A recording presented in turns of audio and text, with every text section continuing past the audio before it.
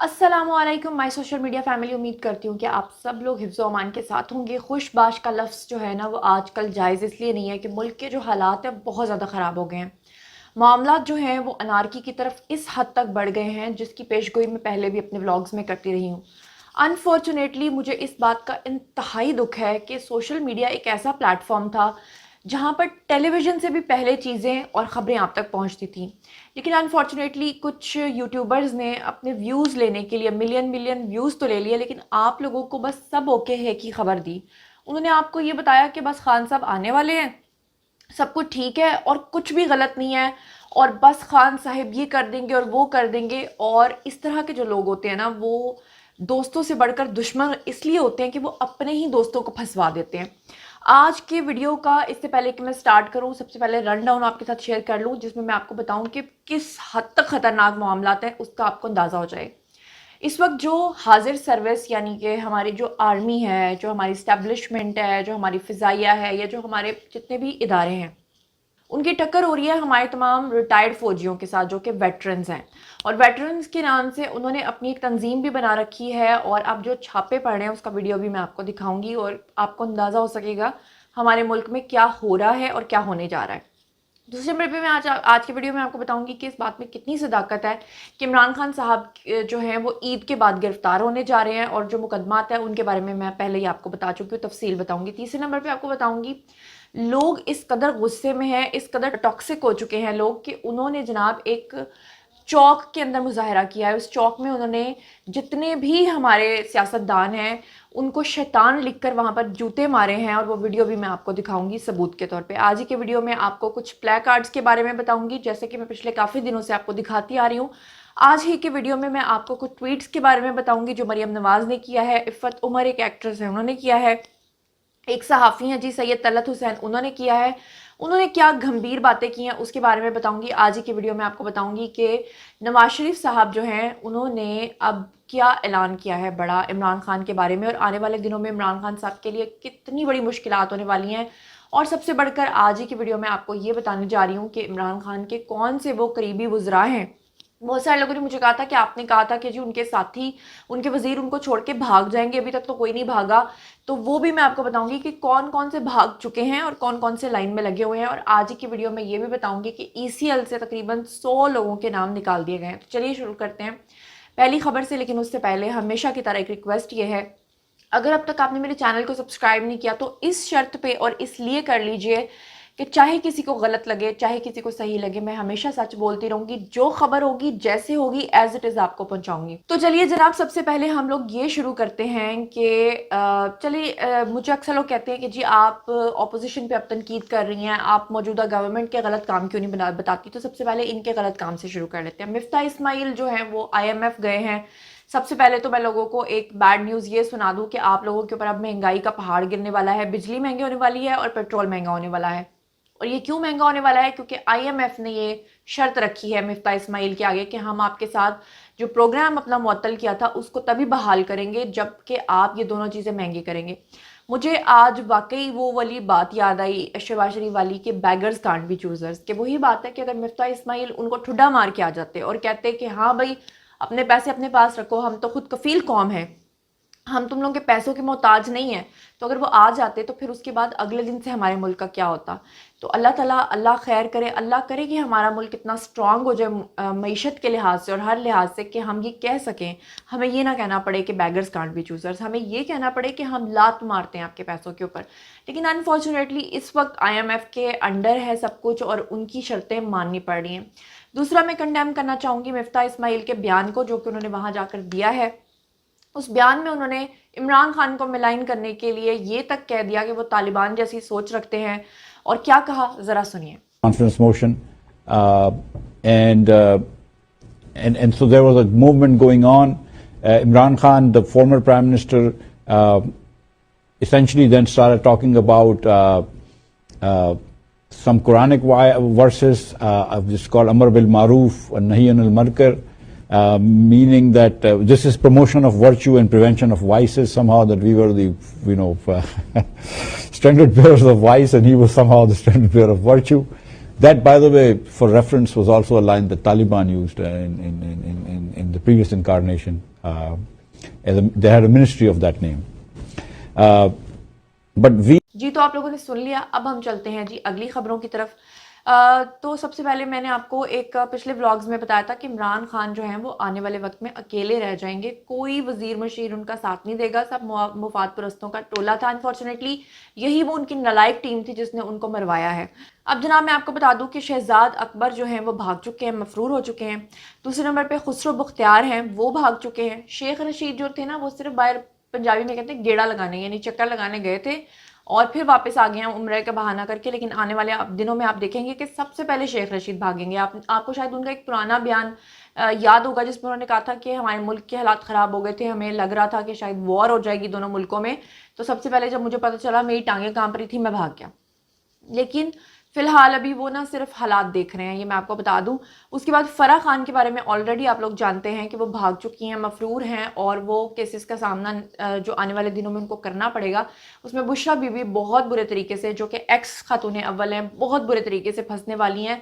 अगर उसकी डिटेल्स के बारे में आपको नहीं पता तो मेरे पिछले वाले जितने वीडियोज़ हैं वो आप देख लें, उसमें मैंने हर चीज़ तफसील के साथ बताई हुई है।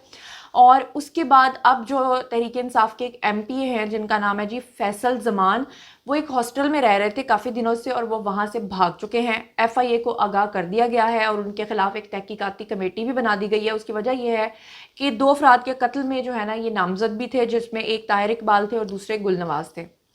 अब हम चलते हैं जी इससे अगली खबर की तरफ। तो अगली खबर ये है कि इमरान खान साहब के लिए आने वाले दिन अब अच्छे नहीं होने वाले। उसकी वजह यह है कि कहा यह जा रहा है तमाम इदारे, इस्टेब्लिशमेंट और वज़रा, सियासतदान, सब लोग इस चीज़ पे मुत्तफिक हो गए हैं कि मुल्क के अंदर बहुत ज़्यादा अनारकी फैल चुकी है। इससे पहले भी हुकूमतें आती थीं, जाती थीं, लेकिन उन लोगों का ये ख्याल है कि जो डैमेज अब की बार हुआ है, जिस तरह से अवाम के जहनों को मुंतशिर कर दिया गया है या अवाम के दिलों के अंदर नफरत पैदा की गई है, उसके लिए कहा यह जा रहा है कि जगह जगह छापे मारे जा रहे हैं। क्योंकि आपको याद होगा कि मरियम औरंगज़ेब ने किया था एक प्रेस कॉन्फ्रेंस जिसमें उन्होंने बताया था कि रोबोटिक तरीके से ट्रेंड्स बनाए जा रहे थे।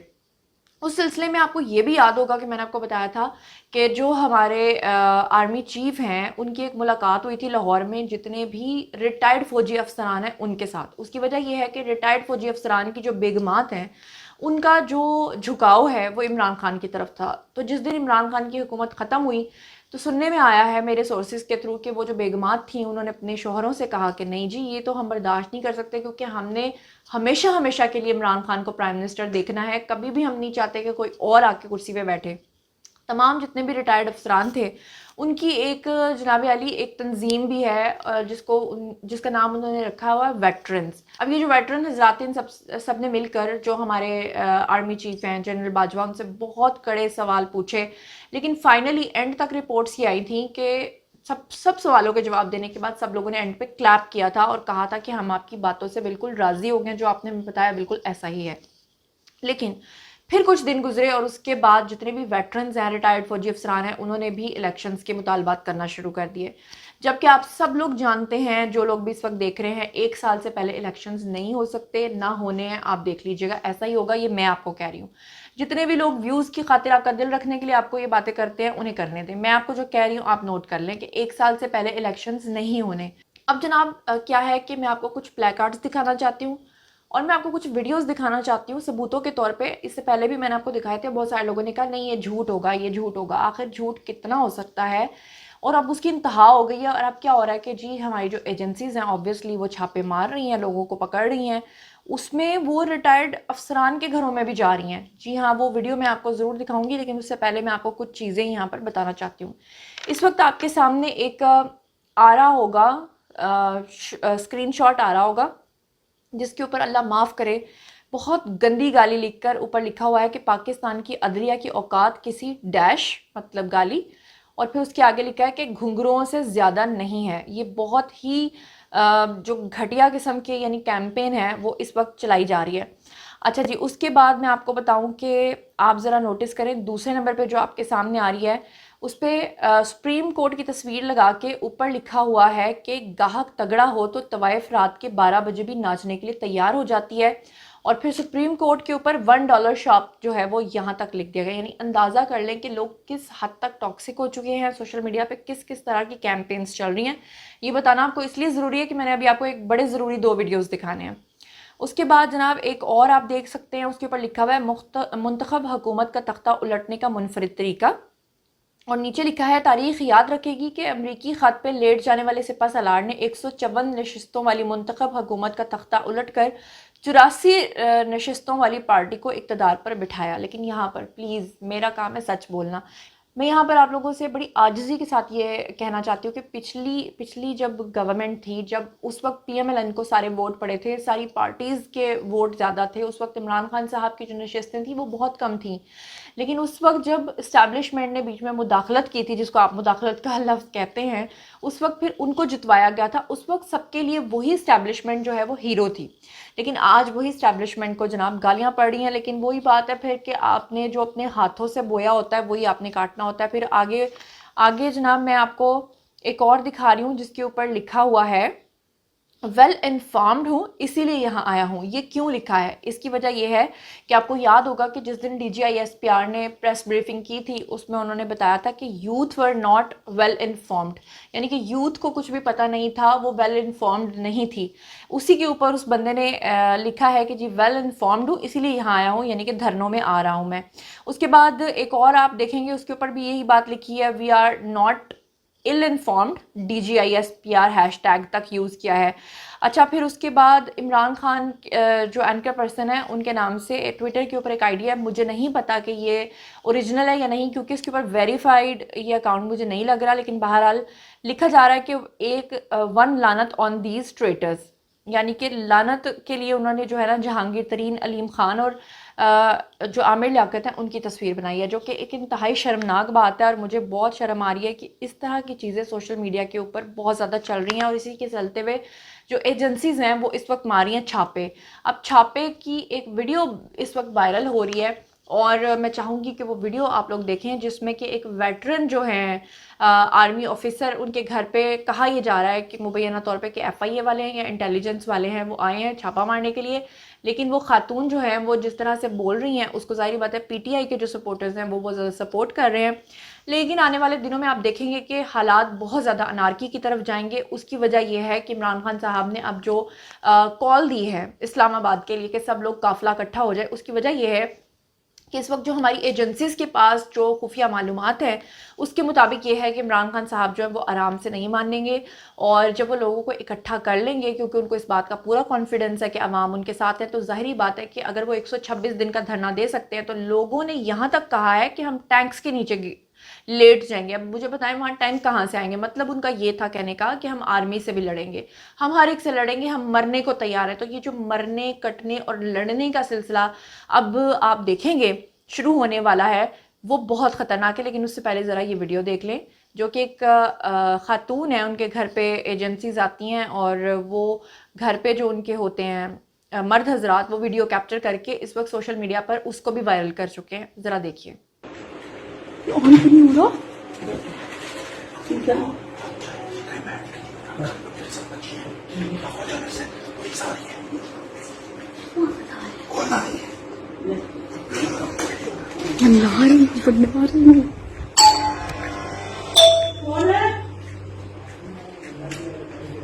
ये तो सही है यार, जहां से मर्जी आयो सुबह आना घर तो सोने दिया करो। मैं आदत साहब नहीं उसकी मां बोल रही हूँ। क्या तो क्या कोई क़यामत आ गई है? नहीं, क्या बात कर रहा हूं? आप चले जाए, मैंने पुलिस को फोन कर दी हुई है, थोड़ी देर में पुलिस भी पहुंच रही है। आपको जो काम करना है सुबह करना दफ्तर में, आइए समझ। मैं तो तुम्हें तो मतलब तो समझ चाहो ना, उसको दावर को सबको पकड़ो जो गालियां दे रहे फौज को। बेटे मेरी बात सुन लो, तुम बड़ा नुकसान उठा जाओगे। आदम साहब घर पे नहीं है, मैं बेवा औरत हूं, मैं अकेली हूं, मेरे साथ मेरी 2 नवासियां हैं और एक छोटा सा बच्चा। मैं तुम्हें क्यों खबरें देती रहा करूं? किस चीज की खबर दूं तुम्हें? आप फौरन चले जाए इसी वक्त, ठीक है ना? सरकारी क्या, बाहर में काम।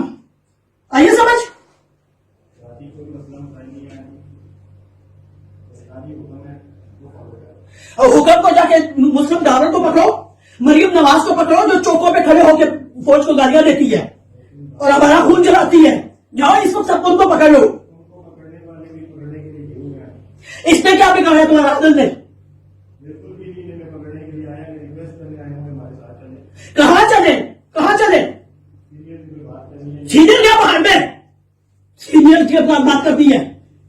मैं अब नस्ल फौजी है, हमें पता है सीनियर क्या होता है, जूनियर क्या होता है, सब कुछ। अभी फौरन चले जाओ, नहीं तो तुम लोगों के लिए भी बड़ा नुकसानदेह होगा। तो कोई बात नहीं आए हो, मैं हम नस्ल फौजी, फौरन चले जाओ, तुम्हारे हक में बेहतर है। तुम्हें सुनाई दे रहा है ना? तो मैं बेवा औरत हूं और मैं यहां अकेली रहती हूं। जाके सीनियर को बता दो कि वहां एक बेवा औरत रहती है जो अपनी 2 नवासियों के साथ, जिनके माँ बाप उमरा करने गए हुए हैं, या रहती है। उसने दरवाजा नहीं खोला और उसने कहा है कि जो बात करती है सुबह मेरे पास आके कर लेना, आधी रात को मैं दरवाजे नहीं खोल सकती। तुम जाओगे, तुम्हें इतना भी सीनियर की गुलामी, तुमने फौज की गुलामी करनी है या तुमने सीनियर्स की गुलामी करनी है? जाओगे तुमको बताओ। जी, तो आप लोगों ने देखा। अब इसके बाद मैंने आपको पिछले व्लॉग में ऑलरेडी पूरा बयान सुनवाया था नवाज शरीफ का, और मैंने आपको बताया था कि तमाम पार्टीज़ और तमाम इदारे अब इस चीज़ पे एग्री हो चुके हैं कि जिस हद तक लोगों को टॉक्सिक कर दिया गया है कि अगर उनको आप सच्ची बात भी बताओ तो वो सच्ची बात पे यकीन करने को तैयार नहीं है, वो लड़ने और मरने को तैयार है। तो इसलिए जो है इमरान खान साहब के ऊपर जो 2 केसेस, तोशा खाना का केस और फॉरेन फंडिंग का केस चल रहा है, ईद के फ़ौरन बाद आप लोग देखेंगे कि कहा यह जा रहा है कि वो जेल की सलाखों के पीछे होंगे, और जो केसेस हैं वो इतने स्ट्रांग हैं कि अपनी हुकूमत में भी इमरान खान साहब उसको ख़त्म नहीं कर सके थे। ओवरसीज़ पाकिस्तानी भी पाकिस्तानियों की तरह ही उनके नक्शे कदम पर चल रहे हैं। कनाडा में एक इन्होंने एहतजाज किया है जो मैं चाहूँगी कि आप लोग देखें। वहाँ पर इन्होंने डेविल चौक बनाया है, जिसमें इन्होंने शैतान चौक के नाम से बनाया। ज़रा देखिए, उसके बाद बात करते हैं। के अंदर टोरंटो के अंदर अभी इस वक्त चल रहा है, और आप ये देखेंगे डेविल्स पॉइंट और एक डेविल्स चौक बनाया है, यहाँ पे शैतान चौक बनाया है, और पब्लिक कितने भरपूर तरीके से निकली है यहाँ पे, और ये अपना इजहार कर रहे हैं इस चीज़ का कि पाकिस्तान के अंदर जिस तरीके से मामलात को लेके चला गया उस पर अवाम को एतमाद नहीं है। तो ये आप ये देख लें टोरंटो के अंदर सेलिब्रेशन स्केल के अंदर किस तरीके से यहाँ पे लेके चला जा रहा है। जी, तो आप लोगों ने देखा, और अब मैं आपको उज़्मा कारदार की एक नई कहानी सुनाती हूँ। आपको याद होगा कुछ अर्सा पहले उनकी एक ऑडियो कॉल लीक हुई थी, उस वक्त भी मैंने उनका वो वीडियो बनाया था। अगर आप लोगों ने नहीं देखा, आप यूट्यूब पे सर्च कर सकते हैं उज़्मा कारदार लीक्ड वीडियो या लीक्ड ऑडियो विद ज़ुनैरा महाम या बाय ज़ुनैरा महाम। अगर आप लिखेंगे तो आपके सामने मेरा वीडियो आ जाएगा। उस वक्त भी वो ये कहती थी कि फ़रा बीबी जो हैं वो उनकी बड़ी दोस्त थी और वो उनके साथ मिलकर करप्शन में इन्वॉल्व थी। वही फ़रा बीबी की बात कर रही हूँ जो इस वक्त मुल्क से मफरूर हैं। उन्हीं के बारे में अब उन्होंने एक नई स्टेटमेंट जारी की है। क्या कह रही हैं, ज़रा सुनिए। कहेगा कि फरा साहिबा को तो कोई नहीं पकड़ सका। आपकी कभी मुलाकात हुई है फरा से?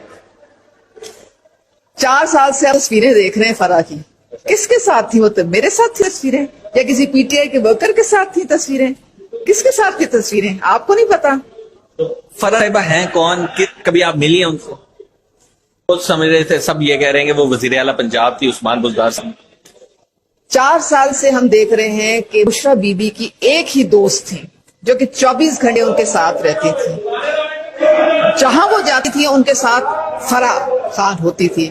अब पता ये चला है कि 4 साल वो डेप्यूटी चीफ मिनिस्टर थी और उन्होंने इतनी दिहाड़ियां लगाई हैं कि जो गढ़ बना हुआ था चीफ मिनिस्टर का हाउस करप्शन का, उसकी वो सरे फहरिस्त उनका नाम आता था। तो अब बुशरा बीबी आपको जिम्मेदारी उठानी पड़ेगी अपनी दोस्त की। और मुझे तो हैरत है इमरान खान, आपको काम नहीं पड़ा कि वो सब कुछ कहते कि आप चीफ मिनिस्टर के पास जा रहे हो, चीफ मिनिस्टर कहे यार मेरे हाथ खड़े हैं, आप फरा बीबी से बात, कभी ऐसा कोई बात है? मैं तो पिछले 1-1.5 साल से मुझे जरूरत नहीं पड़ी वहां जाने की। अल्हम्दुलिल्लाह मेरे सारे काम वैसे ही होते रहे हैं। लेकिन मुझे तो हैरत अपने लीडर पे थी, उनके नाक के जो करप्शन हो रही है और भोले बादशाह उनको पता ही नहीं चल रहा है। तो ये तो ऐसे तो नहीं चलेगा, कौम हिसाब तो लेगी। कुछ ट्वीट्स आपको पढ़ के सुनाना चाहती हूँ, लेकिन उससे पहले मैं आपको ये बता दूं कि ये बात कंफर्म्ड है कि आप ईद के बाद देखेंगे कि इमरान खान साहब के लिए मुश्किलात बहुत ज़्यादा बढ़ जाएंगी। उनके अपने वज़रा, अपने ही दोस्त उनको अकेला छोड़ के जा रहे हैं। ये तो खैर उनकी मर्ज़ी है, लेकिन आगे ये भी आप लोगों को पता है कि जनाब इस वक्त 100 से ज़ायद जितने भी वज़ीर थे, सियासतदान थे, उनका नाम ECL से निकाल दिया गया है। और आप ये भी देखेंगे कि ईद के बाद हो सकता है कि नवाज शरीफ भी मुल्क वापस आ जाएं। मरीम नवाज़ जो हैं वो जा रही हैं उम्रा करने के लिए, लेकिन लोगों ने उनके बारे में भी आपको याद है कि एक दिन पहले बहुत गंदा किस्म का ट्रेंड बनाया था मिल्फे पाकिस्तान के नाम से, और अब लोग उनको लिख रहे हैं कि जी 900 चूहे खा के बिल्ली चली हज को। मैं ये कहना चाहती हूँ, आप किसी के दिलों के हाल को नहीं जानते। आपको नहीं पता कि अल्लाह बहुत इबादत गुजार बंदे की इबादत को रद्द कर दे, और हो सकता है बहुत सारे गुनाहगार बंदे की इबादत को कबूल कर ले। तो आप सियासत में एक दूसरे से ज़रूर इख्तलाफ करें, लेकिन इस हद तक ना जाएं कि कैरेक्टर असैसिनेशन में आप हद से आगे बढ़ जाएं। खैर, सैयद तलत हुसैन के बारे में आपको बताऊं, उन्होंने ट्वीट किया है और उन्होंने लिखा है कि ब्रेकिंग न्यूज़ ये है कि अभी अभी खबर मिली है कि इमरान खान ने अपने दोस्त मलिक रियाज को तहरीक अदम एतमाद पर, यानी कि वोटिंग होने से पहले आसिफ जरदारी के पास भेजा था और कहा था कि वोटिंग का हिस्सा आप ना बने, और इसके लिए उन्होंने उनसे दरख्वास्त की थी। यानी कि उनका ये कहने का मतलब है कि उन्होंने उनसे NRO मांगा था, लेकिन आसिफ जरदारी ने साफ इनकार कर दिया था। इसके बाद मैं आपको बताऊँ, एक एक्ट्रेस हैं जी इफ़त उमर, उनका क्या कहना है। वो कहती हैं कि इमरान खान के ख़िलाफ़ अगर कोई औरत बोले तो वो बदकिरदार, मर्द बोले तो वो गद्दार, सहाफ़ी बोले तो वो लिफाफा, इदारा बोले तो वो करप्ट, और इमरान खान की चोरी पकड़ी जाए और अंदरूनी साजिश हो जाए या कुर्सी छिन जाए तो फिर उसे बैरूनी साजिश कहा जाता है। अच्छा, फिर उसके बाद मरीम नवाज़ जो हैं वो भी यही बात कर रही हैं कि जी ईद के बाद मैं जैसा कि आपको बता रही हूँ कि आने वाले दिनों में बहुत ही ख़तरनाक चीज़ें होने जा रही हैं, जैसा कि ये सारी चीज़ें मैंने आपको दिखा दी हैं। आप लोगों से मेरी एक रिक्वेस्ट है कि जिन बड़े बड़े यूट्यूबर्स को आप लोग देखते हैं, प्लीज़ उनको देखना बंद कर दें। वो आपको बिल्कुल गुमराह कर रहे हैं। जो असल खबर होती है वो आपको बताते ही नहीं है। वो बस बैठ के आपको ये बताते हैं कि हम बहुत बड़ा जिहाद कर रहे हैं और ख़ान साहब की हुकूमत बस आने ही वाली है और बस इलेक्शंस होने ही वाले हैं और वो प्राइम मिनिस्टर बनने ही वाले हैं। तो आपको पता है कि DGI SPR ने क्या कहा था। उन्होंने कहा था कि हमारी नज़र में ये तमाम चीज़ें अभी फ़िलहाल समझ लें कि एक रस्सी ढीली छोड़ी हुई है, सिर्फ ये देखने के लिए कि कौन कौन क्या क्या करता है, कौन कौन किस किस एक्सट्रीम पे जा सकता है। तो जनाब, अब मैं आप लोगों से चाहूँगी इजाज़त, लेकिन उससे पहले मैं आप लोगों के पास कुछ सवाल छोड़ के जा रही हूँ कि आप लोगों ने मुझे बताना है कि जो उज़्मा कारदार कह रही हैं क्या वो सही कह रही हैं या गलत कह रही हैं। आप लोग ये नहीं कह सकते कि उन्होंने अब ज़बान खोली है, वो बहुत अरसे से कह रही हैं, उनकी पहले भी बहुत सारी वीडियोज़ और ऑडियोज़ लीक हो चुकी हैं। आप लोगों को क्या लगता है कि फ़राह खान जो हैं उन्होंने बुशरा बीबी के लिए या इमरान खान के लिए गड़ा खोद दिया है या नहीं खोदा है, या आपको लगता है कि वो आराम से इस केस में से बरी हो जाएंगी? आप लोगों को क्या लगता है कि ईद के बाद वाकई इमरान खान के लिए मुश्किलात आने वाली हैं, या आपको लगता है कि नहीं जी इलेक्शंस हो जाएंगे? और आपको क्या लगता है कि इस्लामाबाद की कॉल जो दे रहे हैं इमरान खान, वहाँ पर क्या बहुत ज़्यादा स्टेट और लोगों के बीच में झड़प हो जाएगी, सिविल वॉर हो जाएगी, या कि हमारे जो इदारे हैं वो इसको सक्सेसफुली हैंडल कर पाएंगे? और आप लोगों को क्या लगता है कि इमरान खान के जो वुज़रा उनको छोड़ छोड़ के जा रहे हैं, एंड तक उनके साथ कौन लोग रह जाएंगे या वो अकेले ही रह जाएंगे? जो भी आप लोग समझते हैं कमेंट सेक्शन में आइए शेयर कीजिए। मज़ीद खबरें, व्लॉग्स, इंटरव्यूज़ और सियासी तज्ज़िये जानने के लिए मेरे साथ कनेक्टेड रहना हरगिज़ मत भूलिएगा। चैनल को सब्सक्राइब कर लीजिएगा। अपना बहुत ख्याल रखिएगा। अल्लाह निगहबान।